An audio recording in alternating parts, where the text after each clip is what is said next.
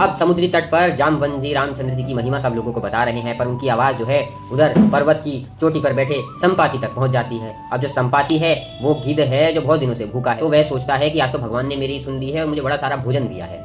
अब ये सोच करके वह आगे आ रहा है और वानर डर जाते हैं कि भाई अब तो ये हमें खाएंगे। और अब जामवंत जी जो है सबको डरता हुआ देखकर सोच रहे हैं कि ये कौन हो सकता है।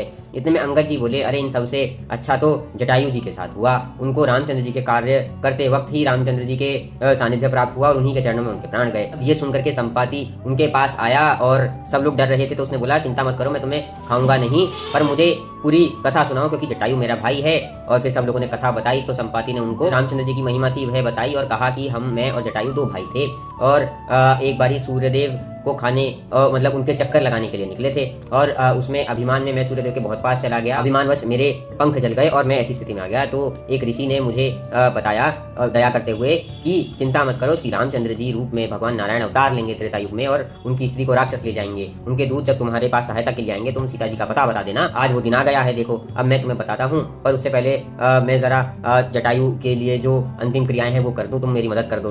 तो वो सब ये करते हैं और उसके बाद बताते हैं कि यहाँ से सीधा समुद्र पार करके त्रिकूट पर्वत है जहाँ पर लंका बसी है, जहाँ का राजा रावण है, उसी ने माता को कैद करके रखा है अशोक वाटिका में और वह हर वक्त चिंतित रहती हैं। मैं अपनी गिद्ध की नजरों से ये देख पा रहा हूँ, परंतु शरीर बूढ़ा होने के कारण मैं तुम्हारी सहायता नहीं कर सकता।